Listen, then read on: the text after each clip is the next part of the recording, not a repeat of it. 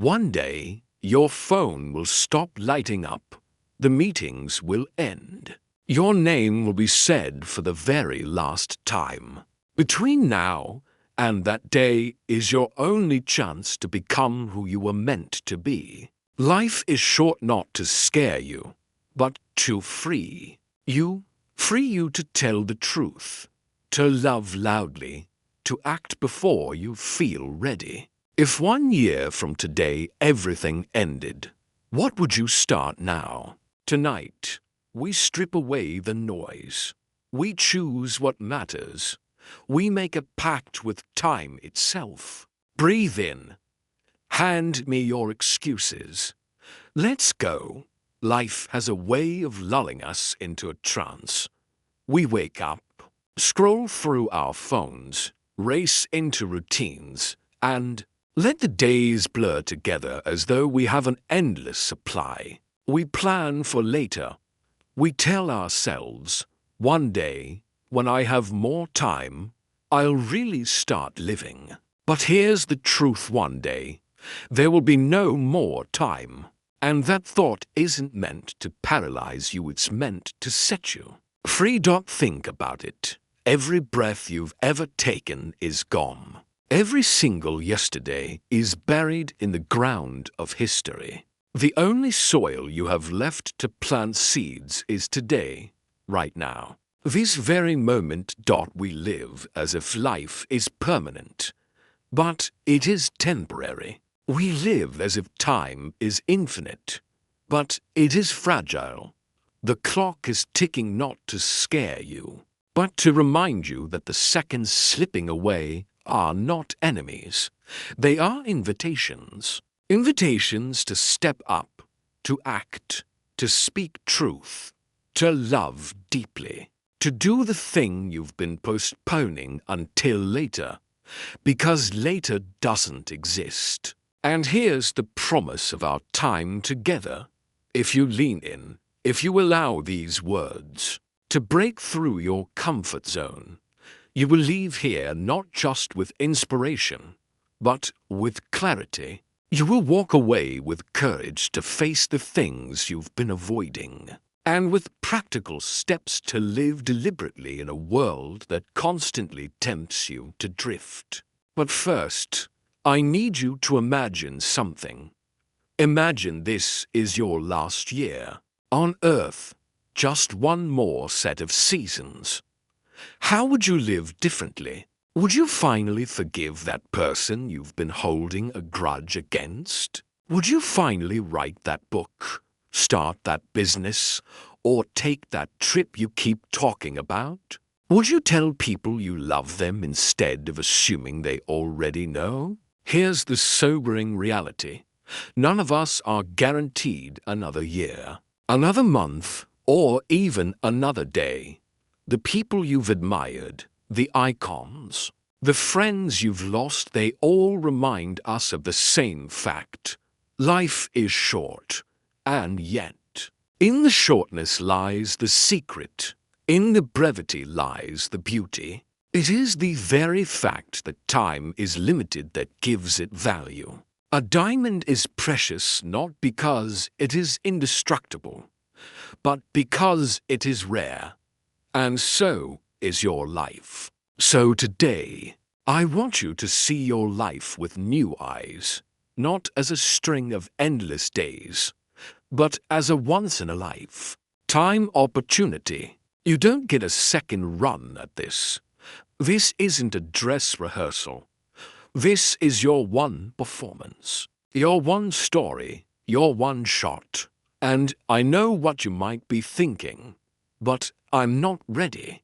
I need more time to figure it out. I need to get my life in order first. But listen carefully, life will never pause to give you the perfect conditions.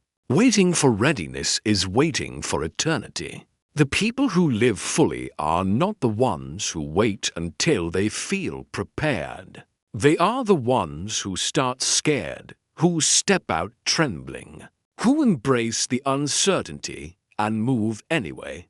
And that's what I'm inviting you to do today. Over the next hour, We're going to walk a path together, a path that starts with awareness. That time is finite, that every someday is an illusion.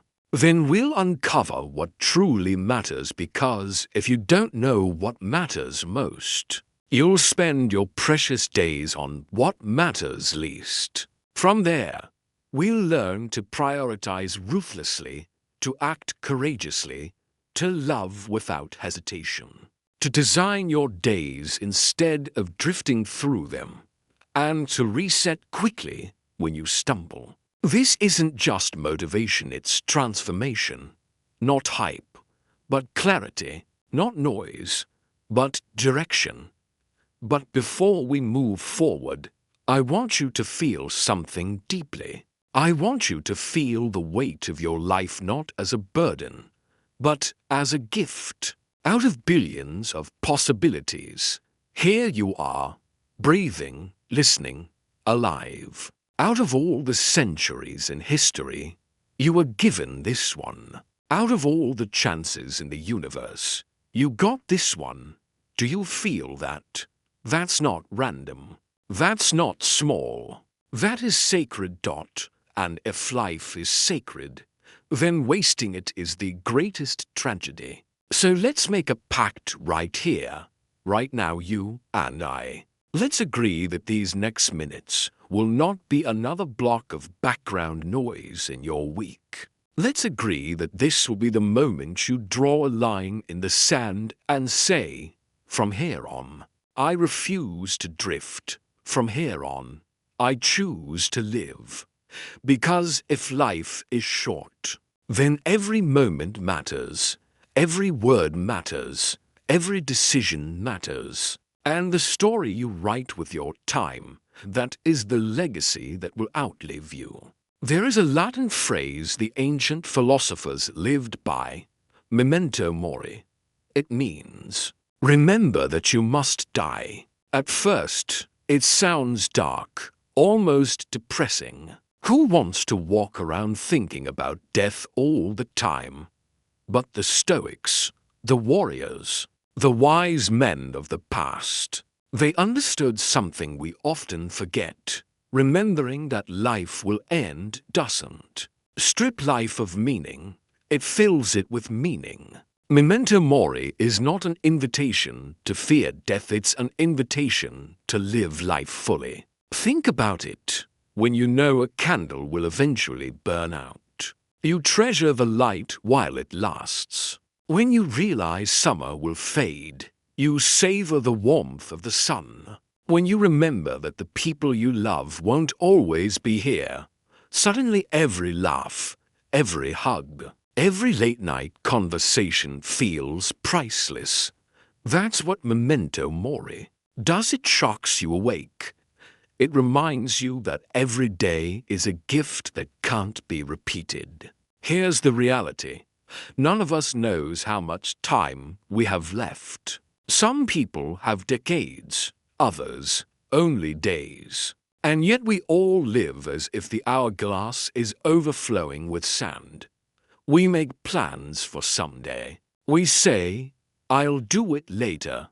I'll start tomorrow. I'll reach out next week. But tomorrow is not promised. Next week is not guaranteed. Later is a lie. I want you to imagine this for a moment. Imagine you are standing in front of two calendars. One is filled with your daily routines, your obligations, your to-do lists, your appointments. The other is blank, completely empty. Why? Because it represents the unknown, the days you may or may not have left. And here's the truth. At some point, that blank calendar will run out. The page will stop turning. Now here's the question. If you knew the exact day your calendar ended, how differently would you live today? That question is not meant to scare you, it's meant to free you. Free you from wasting time on the petty arguments, the meaningless distractions, the endless scrolling. The worries about things that won't even matter 5 years from now. Memento mori is a wake-up call to focus only on what truly matters. And the truth is, most of us need that wake-up call. We think we're awake, but we're sleepwalking. We move through our days on autopilot, chasing things that bring temporary satisfaction, but leave us empty in the long run. We spend hours comparing ourselves to people online, forgetting that none of those likes or follows will matter at our funeral. We spend years climbing ladders only to realize they were leaning against the wrong walls. Memento mori shatters that illusion. It forces you to ask the hard but necessary questions. If my time is short, why am I holding back? If life is fragile, why am I wasting it on things that don't matter? If death is inevitable, how do I want to live before it comes? Every culture has its way of reminding us of mortality. In some traditions, people meditate in graveyards. In others, monks keep skulls in their study as a reminder. Even in modern times, we light candles on birthdays not just to celebrate another year gained, but to acknowledge another year gone. We blow out the flame to remind ourselves nothing burns forever. But here's where most people misunderstand this teaching. They think it means we should panic, live recklessly, chase pleasure at all costs. That's not the point. Memento mori is not about fear. It's about clarity. It's about urgency. It's about stripping away the noise and asking, what's essential? What's meaningful? What deserves my time, my energy, my love? Because here's the paradox. When you remember you will die, you actually start to live. You stop postponing the phone call to your parents. You stop waiting for the perfect time to chase your dreams. You stop hiding behind excuses and start taking risks that matter. Death awareness becomes life awareness. Think about the stories you've heard of people who faced near-death experiences. They come back changed. Suddenly, they don't care about the small stuff anymore. Suddenly, they cherish mornings. They laugh louder. They forgive faster. Why? Because they saw how fragile life is. They received the wake-up call most of us ignore. Until it's too late. You don't need to nearly die to wake up. You can choose to wake up now. You can choose to carry memento mori not as a shadow, but as a torch that lights your way. So let this truth sink in. Time is short, but short doesn't mean empty. Short means precious. Short means deliberate. Short means every moment counts more, not less. And if that's true, then the question that follows is, what are you going to do with the days you have left? One of the greatest lies we tell ourselves is the word someday. Someday I'll start my business. Someday I'll write that book. Someday I'll travel. I'll forgive. I'll speak my truth. Someday, when things calm down. Someday, when I have more money. Someday, when I feel ready. But here's the harsh truth. Someday is not a day of the week. Someday doesn't exist on the calendar. It is a fantasy, a safe hiding place we create so we don't have to face the discomfort of acting today. We love the word someday because it gives us the illusion of progress without the cost of change. When we say someday, we feel momentary relief. I'll get to it eventually, so I don't have to feel guilty now. But what actually happens? Days turn into weeks. Weeks turn into years. Years turn into decades. And one day, we wake up realizing that our Sunday quietly expired without us even noticing.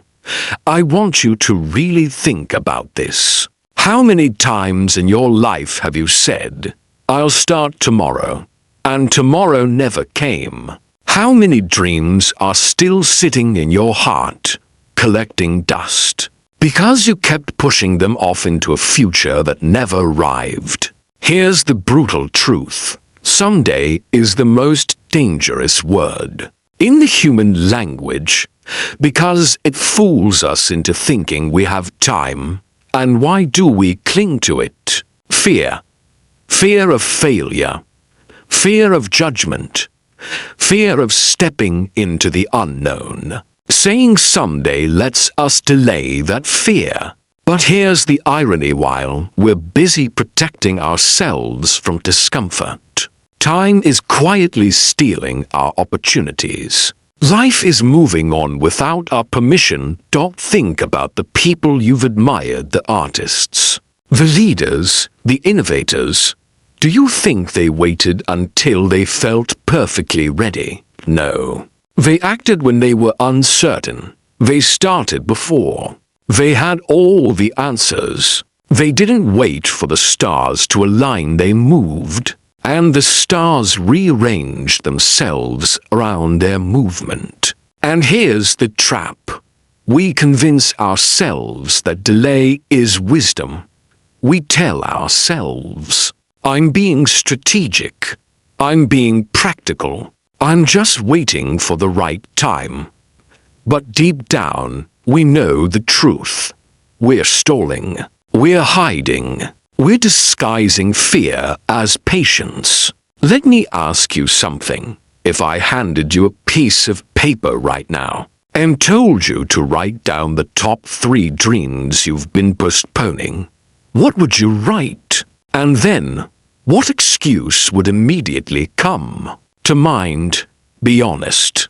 Maybe you'd say, "I don't have the money yet. I don't have the right connections. I don't have the confidence." But here's the secret: those excuses don't go away with time.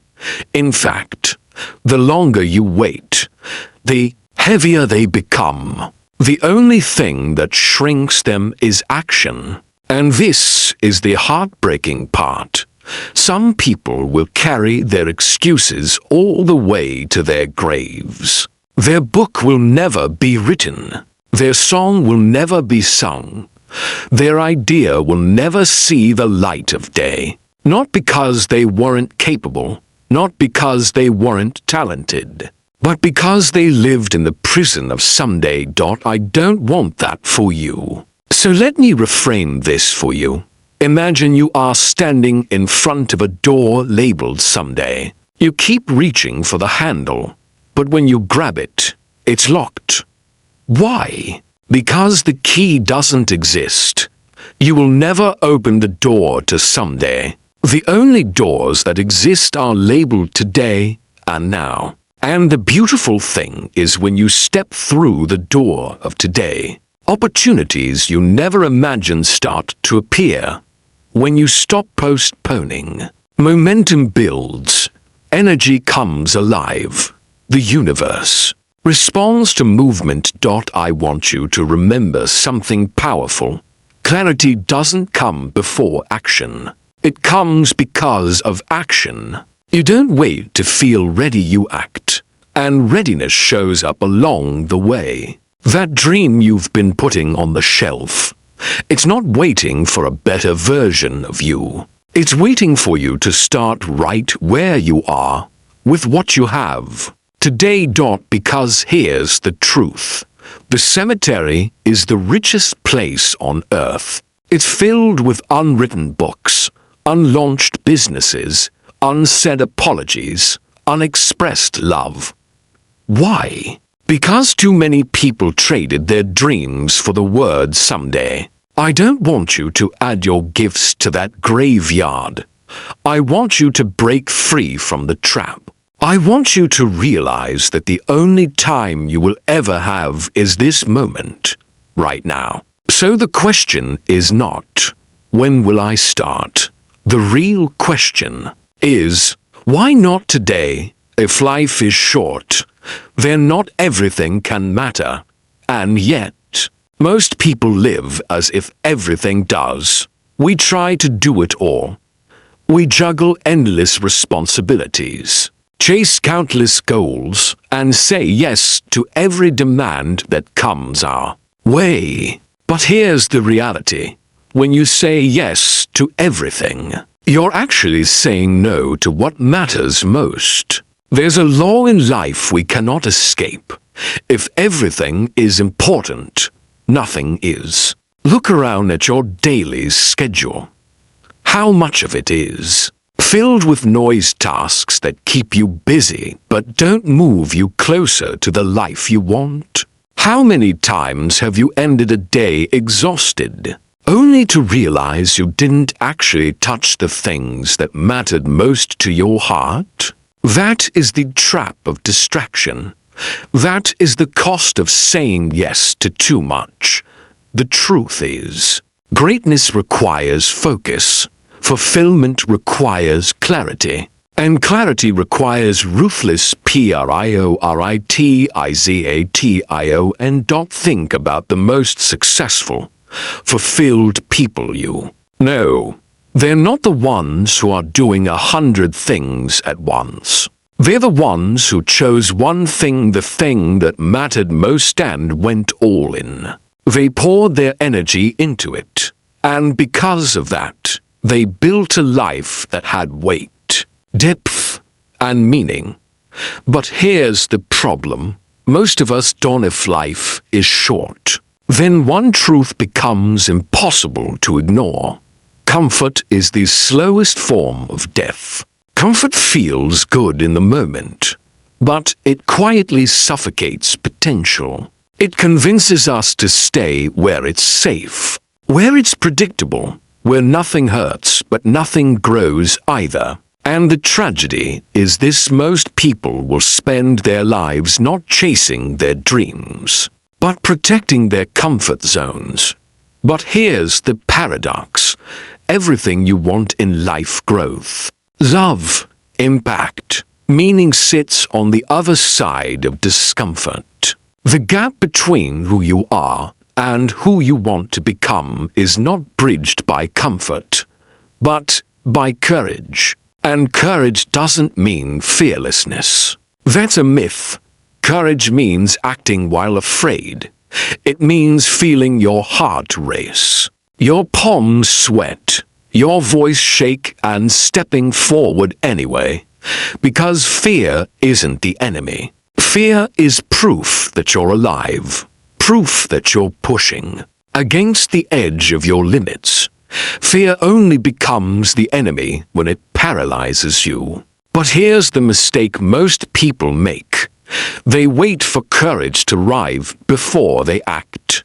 They wait until they feel confident. They wait until the fear is gone. And in waiting, they never move. They waste years standing at the edge of their dreams, waiting for a green light that never comes. Let me tell you a secret. Courage is not something you wait for. Courage is something you practice. And the way you practice it is through micro-bravery.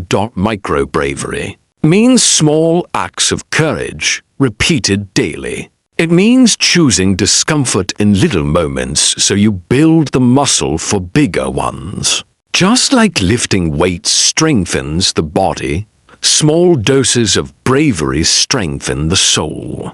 Think about it. Speaking up in a meeting when your voice feels shaky, that's micro-bravery. Saying no when you're used to pleasing everyone, that's micro-bravery. Starting a conversation with a stranger, posting your thoughts online, asking for help, these are tiny, uncomfortable acts that, over time, rewire your brain to trust that you can face fear and survive it. The problem is, we look at bravery as This giant, cinematic moment. We picture someone running into a burning building or standing alone against an army of critics. But the truth is, most bravery doesn't look like that. It looks like choosing to be honest when it's easier to lie. It looks like admitting, "I don't know," when your pride wants to pretend. It looks like sending the email, making the phone call, taking the first step. And here's the beauty of micro-bravery. It compounds. Every small act of courage strengthens you for the next. Soon, what used to terrify you becomes normal. And what once felt impossible becomes your new baseline. You realize that courage doesn't erase fear, it trains you to act even while fear is present. Let me make this practical. Imagine you commit to just 20 seconds of courage a day. That's it, 20 seconds. What can you do in 20 seconds? You can introduce yourself to someone new. You can ask a question in class. You can send a message to someone you've been avoiding. You can step on stage. Even if your voice shakes, those 20 seconds might change the trajectory of your life. Because opportunities don't wait for the fearless, they wait for the ones who act, even in fear. I want you to remember this. The comfort zone is where dreams go to die. Every time you choose comfort over courage, you trade a piece of your future for a moment of ease. But every time you choose courage over comfort, even in the smallest way, you step closer to the life you were meant to live. Think about the moments you're proudest of in your life. Were they moments of ease? No. They were moments when you pushed through the trembling, when you said yes even while afraid, when you chose courage over comfort. That's the formula for pride. That's the formula for growth. And the truth is, if you want to live a short life with meaning, you must make courage a daily ritual. Not once in a while, not only when it's convenient. Every single day, small acts, micro-bravery. Because each small act is a seed, and those seeds, over time, bloom into a garden of confidence, resilience, and strength. So don't wait for courage. Don't wait for the fear to disappear. Step forward now, with shaky hands if you must, with a trembling voice if you must. Because courage is not about the absence of fear, it's about refusing to let fear decide your future. When life is short, one truth becomes crystal clear. What will matter most at the end is not the trophies on your shelf, not the balance in your bank account, not the applause you collected along the way. What will matter are the people you loved and the moments you shared with them. Yet so often, we get it backwards. We chase performance over presence. We spend our days trying to prove ourselves, trying to earn validation, trying to collect more achievements, while the people who mean the most wait patiently on the sidelines for our attention. Think about it. How many times have you been in the same room as someone you love, but not with them? Physically present, but mentally elsewhere, scrolling through your phone, thinking about work, planning the next thing. We mistake proximity for connection, but they are not the same. True connection requires presence. It requires us to show up fully, with our attention, our energy, our hearts wide open. Because the people you love don't remember the awards you won. They remember how you made them feel. They remember if you listened when they spoke. They remember if you looked them in the eyes instead of at your screen. They remember if you gave them your time, your laughter, your patience, your forgiveness. And Yet, we postpone love. We hold back words of affection because we think people already know how we feel. We delay apologies because pride whispers, "Wait until later." We resist vulnerability because it feels safer to keep our hearts guarded. But remember this: there will come a day when later no longer exists. There will come a day when the phone call can't be made, when the hug can't be given, when the words can't be spoken. Don't wait for funerals to say what should have been said while people were alive. Don't wait until the end to express the love that could transform someone's life today. Love loudly, not quietly, not occasionally, not conditionally loudly. And loving loudly doesn't always mean grand gestures. It doesn't mean expensive gifts or dramatic declarations. Sometimes it's as simple as showing up. Sometimes it's sending a text that says, "I'm proud of you." Sometimes it's putting down your phone and listening without interrupting. Sometimes it's holding someone's hand and reminding them they are not alone. Love loudly means living in such a way that no one in your life ever has to wonder how you feel about them. It means you make your affection, your appreciation, your gratitude unmistakable. Because when life is short, the quiet, unspoken love is wasted love. And here's the paradox: when we choose presence over performance, we often end up living more fulfilling lives ourselves. We think success will fill us, but success without connection feels empty. We think achievements will satisfy us, but achievements without love feel hollow. You can reach the top of the mountain and still feel lonely if you left everyone behind climbing it. Presence is the currency of love.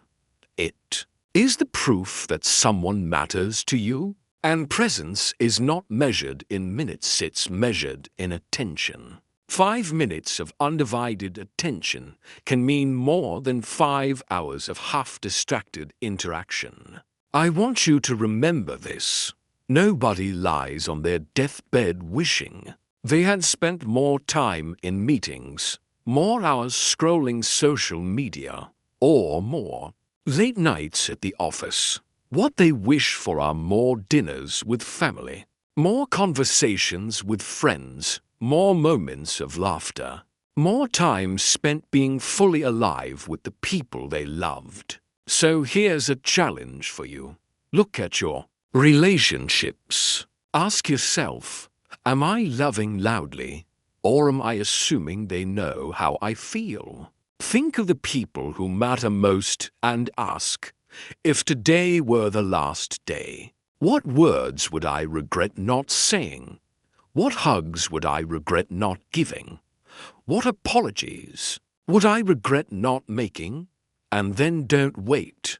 Say the words. Give the hug. Make the call. Offer the apology. Don't let pride, fear, or distraction silence your love.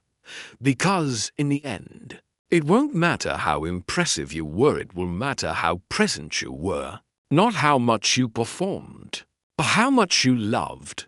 Not how much you accomplished, but how much you gave your heart away while you had the chance.